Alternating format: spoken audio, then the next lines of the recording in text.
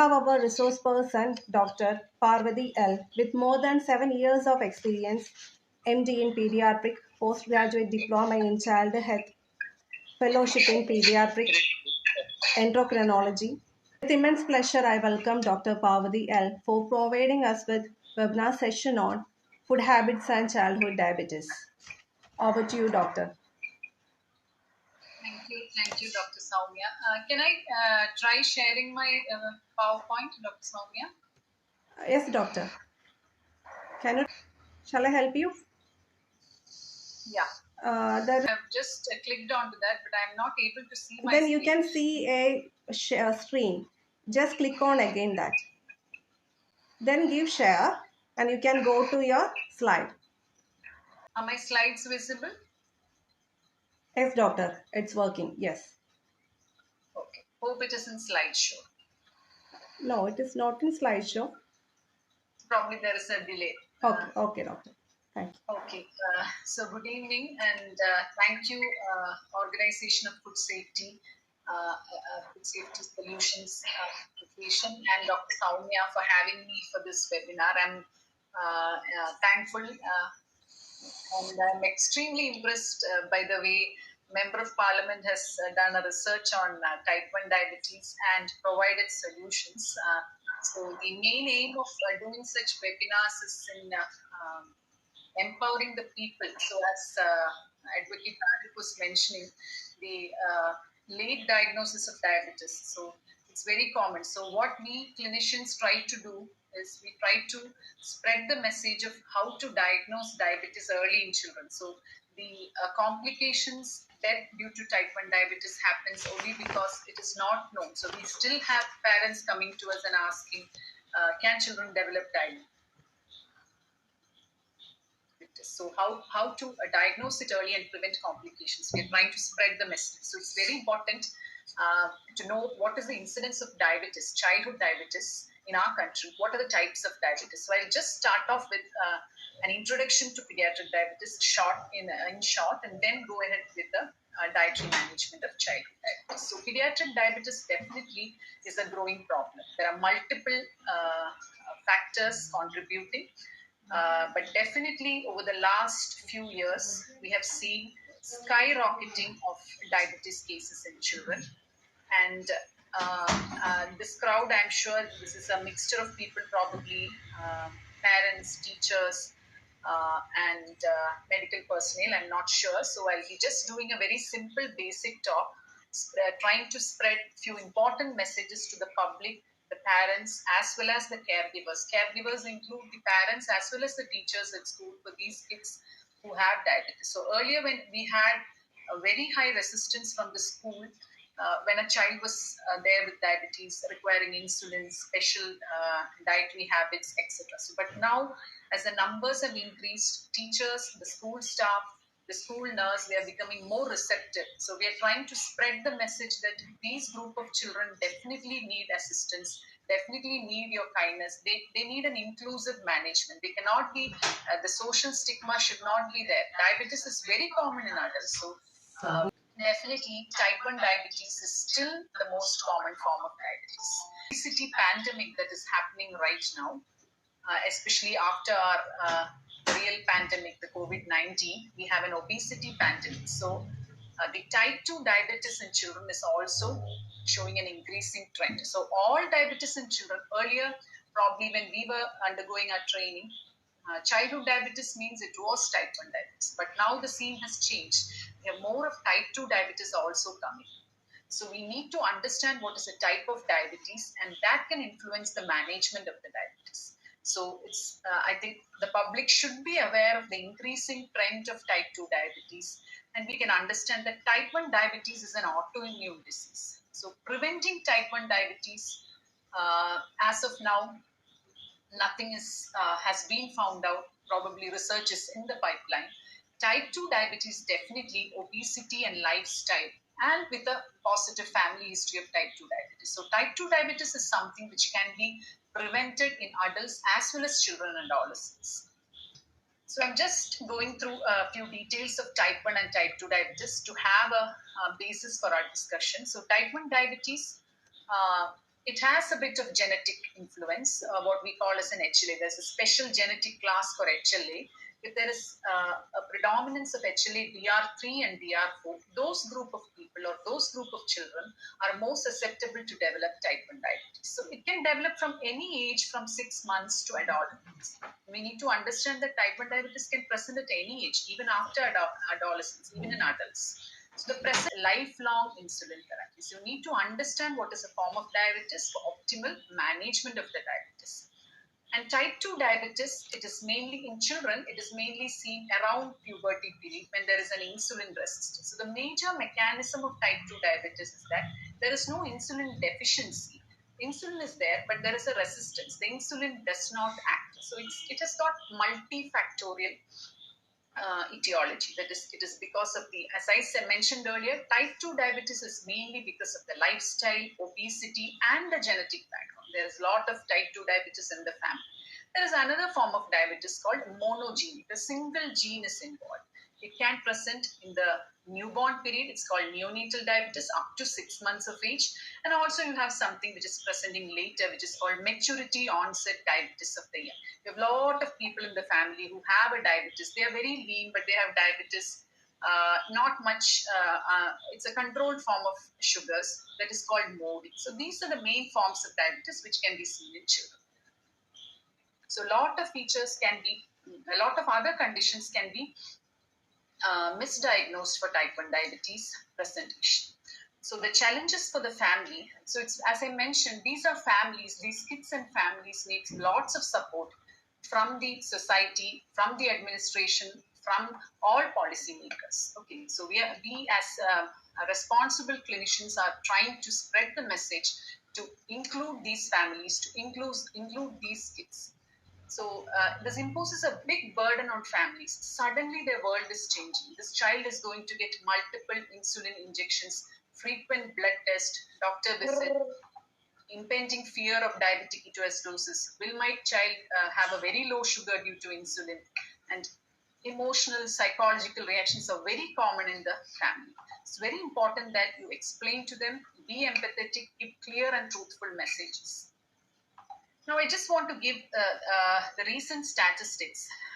Advocate Arif had mentioned India comes second to US, but I have a very bad news for all of us. India is number one. IDF 2022, India has topped the list. The type 1 diabetes number of children and young adults, that means less than 20 years, living people with type 1 diabetes, India is topping the list. So you can see the number of young adults less than 20 years. India has just beaten the United States of America, and we are the type 1 diabetic capital as of today. So it's a real bad news.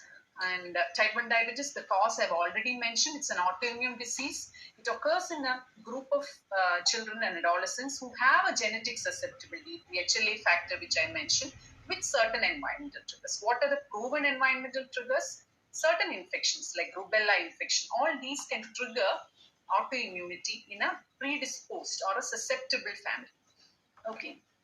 And like type 2 diabetes, there are no direct dietary factors, but the early use of cow's milk, especially the A1 cow's milk, there's a hypothesis which says that induces immunogenic bioactive peptides, which could probably trigger the autoimmunity.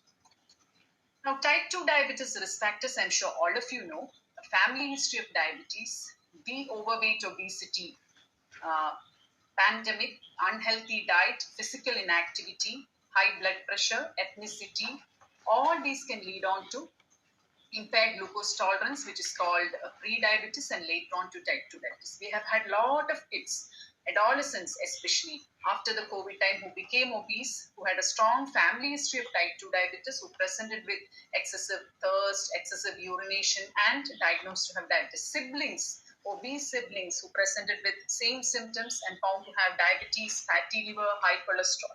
So the metabolic syndrome, we call it. So type 2 diabetes is a form of diabetes which is influenced and caused by our lifestyle in the presence of a family history. So type 2 diabetes is an alarming increase in type 2 diabetes, especially after the pandemic. Now, what are the natural concerns for the family? who has a child with diabetes. We need to be very empathetic to them. They need special sessions. Your routine OPD, both OPD time and slots won't be sufficient for these families. They have multiple issues. As I said, especially the first 1 to 2 months, they just cannot figure out what is happening. What is our child's problem? Will my child have to continue this insulin lifelong? What are things I have to check? How do I prick my child? Should I prick daily? Should I prick 4 times? It is a real sad situation, a state of denial, a state of shock from which you have to handhold the entire team. A single person or a single doctor cannot do wonders. We need a multidisciplinary team.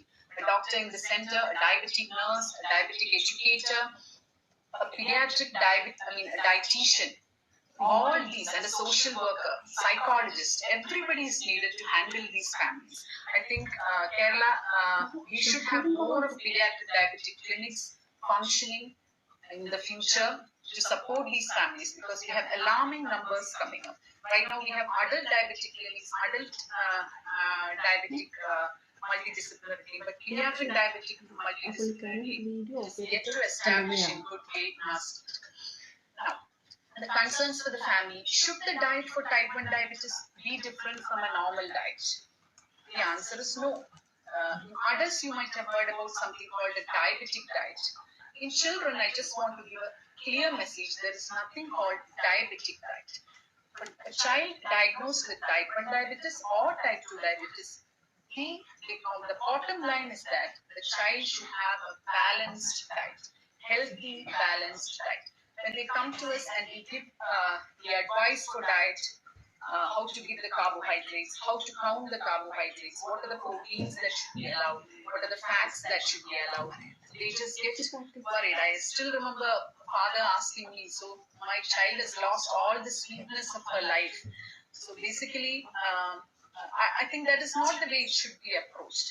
So the first 2 to 3 visits, initial visits, it's really difficult for the families. But later on, when they come to us, many of the families, they open up, doctor, the entire family has a healthy diet now. So they understand and use it as an opportunity to improve the dietary habits of the entire family. That is another message I want to give. Whatever diet pattern the child you're trying to initiate, the entire family should be compliant to that. It's not like this: if the younger child has diabetes, the child should not take sugar. The elder child can have chocolates uh, uh, without showing the younger one. It's not that. And the same with the grandparents, they are living with the family. It's very important that all of them comply, align to the healthy diet. It's very important. So it's not different from a normal diet.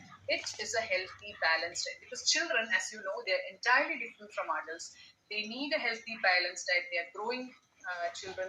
Their growth, development, need calories. So we cannot restrict calories or restrict complete carbohydrates that is needed for their growth. So why is diet such an important aspect in the management of childhood diabetes? Diet is an important aspect for everyone, for you, me, adults, elderly people, young children. Everybody, diet is important. Only that we ignore it. So the only thing that you have to tell the families, or I would be telling the families who have to raise a child with diabetes, is that the child has to take a healthy, balanced diet. That doesn't mean that the child should not touch sugar or should not add sugar to the milk, should have sugarless milk.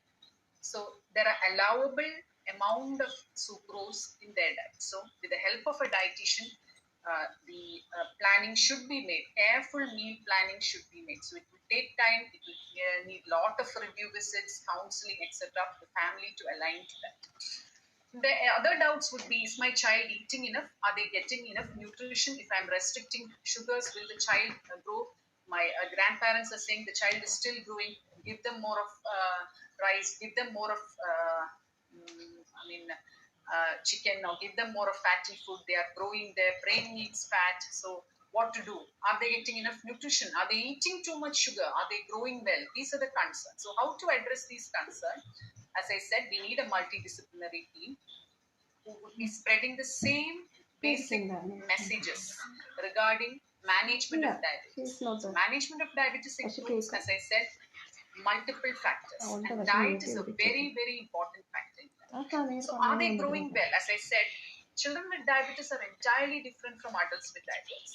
So how do you ensure that their growth is adequate? each, so ideally every child with or without diabetes should have a growth chart plotted. So these are Indian Academy of Pediatric growth charts. The pink one are for girls and blue one are for boys. It's very important at your initial visit, you mark the height and weight, and every 3 months you follow and see the growth and development. So your management, you should have realistic goals. So your management with insulin, dietary management, exercise, sugar checking, all these should be fitting in to allow a proper growth and development in each child and try to allay the anxiety of the family. So this is a multidisciplinary team which I was mentioning. Should have a pediatric endocrinologist, a diabetic nurse, a pediatric social worker, child psychologist, a dietitian who is working with children with diabetes. So I just want to emphasize these are the four cornerstones of diabetes management in children. Number one would be insulin. As I mentioned, the insulin production in the body is nil for type 1 diabetes. For type 2 diabetes, initially you can manage with medicines, improving the sensitivity of insulin. I hope the slides are visible for all of you. So this is how you differentiate between type 1 diabetes. Yeah, next slide please, Dr. Soumya.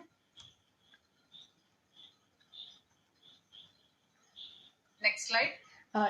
I do changing, but it is not visible. Yeah, it's coming. Now it's moving. Now It's moving. Yeah. So I have mentioned all these things. So I'll just show the growth charts and the pictorial representations. Next slide.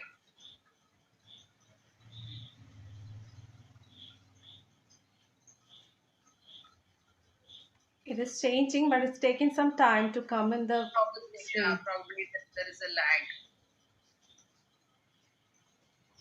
Is it because the internet is slow? I don't know. Here it is changing, but it is not coming into the webinar screen.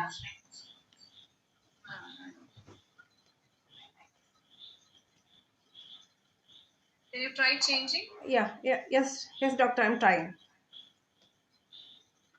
Yeah, this is fine. Can you change? In few seconds to come in the screen. Yeah. So I was mentioning about these natural concerns of the family. So should the diet be different? No, the diet need not be different. It should be a healthy, balanced diet. I hope all of you can see this present slides, the concerns of the family slide. Okay, so this is a very important slide. I want all of you to look into this. This is a table with 4 limbs. So we always compare the cornerstones of childhood diabetes management to a stable table with 4 limbs. So all these 4 limbs have equal importance in the management of diabetes. The number one would be the insulin management, which is very important. Treatment with insulin. The main pathophysiology behind the development of type 1 diabetes is the absence of insulin. So you have to supplement the insulin based on the sugars and based on the food the child is going to take. Dietary management, a careful meal planning is very vital in getting a good glycemic control. Exercise, appropriate exercise, and monitoring of sugars. In adult type 2 diabetes, early diabetes, probably you don't check sugars daily. But in type 1 diabetes, it's very important to check daily sugars and adjust the insulin accordingly. So initially we have a lot of resistance because it's natural. You can't think of pricking your child 3 times, 4 times. But now we have advanced technologies coming up where you needn't prick the child 4 times. We have something called sensors. Some of you might have seen that, adults using that. Many of our OPD children, they have started using that. So they use sensors. It's just a cannula which is there on his or her arm, which can be changed every 2 weeks. And there is a reader by which you can just check the sugars every 15 minutes. So you need it multiple times prick. So that helps. And so there is an important trial that's happened in diabetes called ECCT trial. So in the trial, it is shown that glucose monitoring and insulin therapy based on the glucose monitoring and the dietary intake has shown to prevent a lot of long-term complications. So that's why we are stressing on self-monitoring of glucose. Next slide, please, Dr. Soumya. So one of the natural, Dr. Soumya, next slide. I think it is taking time. It's taking time, doctor. I'm changing. Okay. Share once again. You please carry on. In between, I change. Back to our topic. So as I mentioned, there is no specific diabetic diet. So you encourage the entire family to have a healthy, balanced diet and explain them the principles of healthy eating. Okay.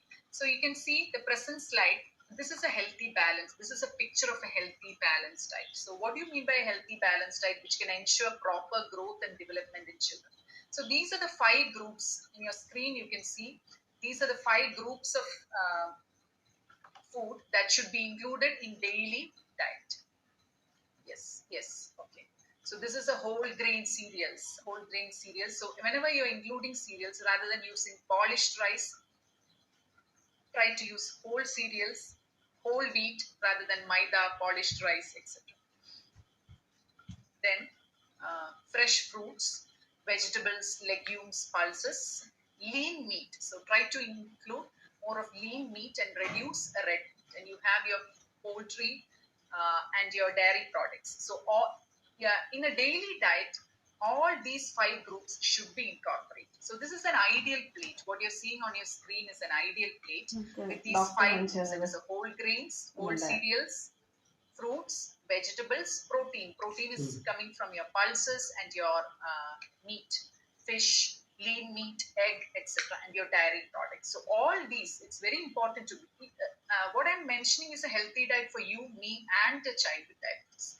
There is nothing called a specific diabetic diet. I'm stressing that because if the families concentrate on avoiding sugars, avoiding chocolates, avoiding ice creams, the major part would be missed.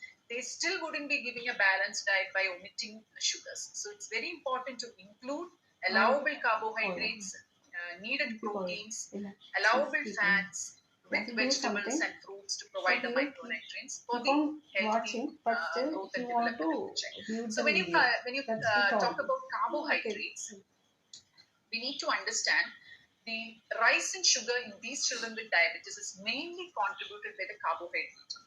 But carbohydrate is something which, am I audible? Yes, doctor, you are audible. I was just checking. So when you are looking at the carbohydrates, carbohydrate is something you can't go on a low carb diet for a child with diabetes. There are many, I don't know, fantasy diets where the children are given, are not given carbohydrates, put on keto diet. All these are actually counterproductive. So what you need to concentrate is that what is the amount of carbs that can be given, what is the type of carbs. So you need to understand mainly there are 2 forms of carbs: complex carbs and simple carbs. In simple words, simple carb digests fast and produces an immediate spike or immediate rise in blood sugar, whereas complex carb, it resists digestion, so it slowly increases glucose. So try to include more of complex carbs rather than using simple carb. If I give a simple example of a simple carb, it is sugar. It's sugar, it's glucose. All these have simple carbs. So what I mean to mention is when you're using carbohydrates, try to use more of complex carbohydrates than simple carbohydrates. So that is the role of good carbs and bad carbs. So good carbs, they are complex carbohydrates, they digest slowly, they prolong the energy, they have got high fiber and natural sugars. So they have low glycemic index. Again, I want to introduce the concept of glycemic index. Glycemic index, a food with a low glycemic index means the spike in sugar, the rise in sugar is very less compared to a high glycemic index food where the glycemic index, the sugar spike is very high. Okay. We'll keep it at that slide. So this is the importance of using more complex carbs instead of simple carbs. Can you please move to the next slide, Dr. Soumya? Yeah, coming to protein. So protein, we know what are the food items with protein. We need to supplement protein, especially for child. Protein is very important. Growth, development, height gain, everything needs protein. And Indian diets, it's very low in protein. When you look at Westerners' diet, they have a lot of protein.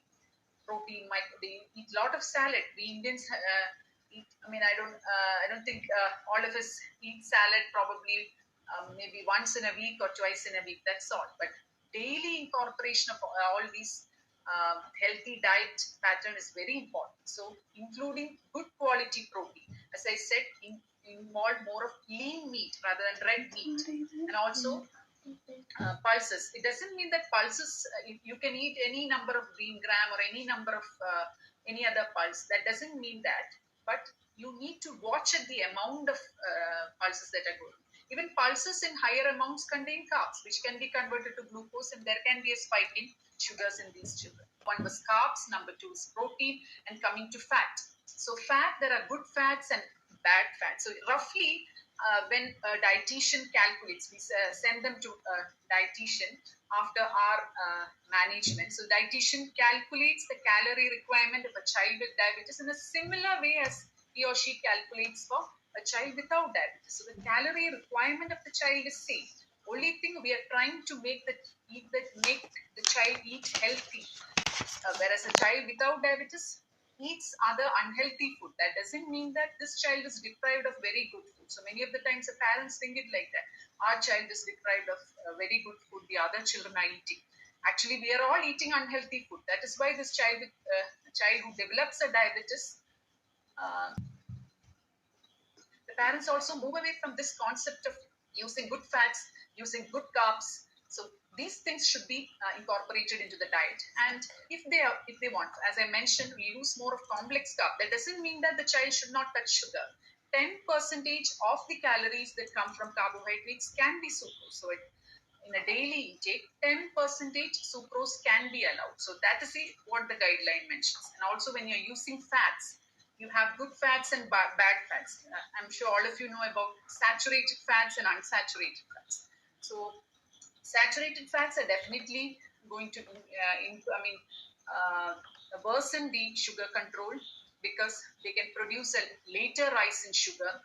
Yeah, that is a slide. So you have an unsaturated fat, the omega oils, and the saturated fat or the trans fat, which is more in the processed food. It freezes easily and it is usually found in animal products. Okay, you can have your trans fat, saturated fat in your red meat, butter, etc. So try to include more of unsaturated fats. That is more important. And especially when you use processed food that contains a lot of trans fat that might Member of not produce Parliament, a Advocate immediate A. rise in Rajesh, sugar. These fats, Honorable, what they do is Honorable. that they prevent the release of sugar immediately. And what happens is that Dr. later on you Parvathy get L. a very high spike. So it's very important to include unsaturated fats when you're calculating the calorie. Next slide, please, Dr. Sonia. Yeah. The other important group, that is vegetables and fruits, which provides the important micronutrients. So coming to fruits and diabetes, I would again say look at the glycemic index. When a dietitian counsels a family who has a child with diabetes, they give charts regarding the glycemic index of different fruits. So they have to select fruits which has a low glycemic index and medium ripe food. So basically glycemic index of different food depends not only on the type of food, it depends on the way it is cooked. And also the ripeness, especially for fruits. If it's a very ripe banana, the glycemic index naturally is going to be very high. Very ripe mango. So select medium ripe, low glycemic index fruits. Next slide. And also fiber intake. So especially in children more than 2 years, you encourage fiber intake because fiber, as you know, it resists digestion. It gives a sense of fullness and also improves the bowel function. And also it regulates the sugar level. So it's very important. As, for example, for child more than 2 years, the age, I mean, what is the age plus 5 grams? That is a recommendation for fiber. Fiber, as you know, it is present in whole grains, pulses, fruits, fiber-rich fruits, and certain vegetables. Intake is also very important because many of the times, even normal children, they might mistake thirst for hunger. So every time snacking. So what you try to avoid is snacking. If you use the traditional good old food, home cooked food with all the nutrients balanced, the child is going to have a very good control. But snacking is a problem. Even snacking is a problem with us adults too. So try to reduce the snacking. And when there are allowable snacks, even for a child with diabetes, we allow 2 snacks per day. The most important thing is that you have to select a low carbohydrate snack. What are low carb snacks? And the classical example of a low carb snack is an egg. So taking one egg would definitely make the child full as well as the sugars are controlled. The rise in sugar, you need not give an extra insulin for a low carb snack. Sorry. and also allowed amount of nuts, medium ripe fruits. All these can be taken as snack based on the sugars. So medical nutrition therapy, that's what we call for the dietary management of children with diabetes. The family has to be taught about something called carbohydrate count. What is your dietary habit? What is the normal carb content of the common foods that you take? And you should be able to calculate the carb content. So this is a rough calculation. I'm not going to the details. So basically, they will be given pamphlets containing carb content of all food, the common food the child is taking.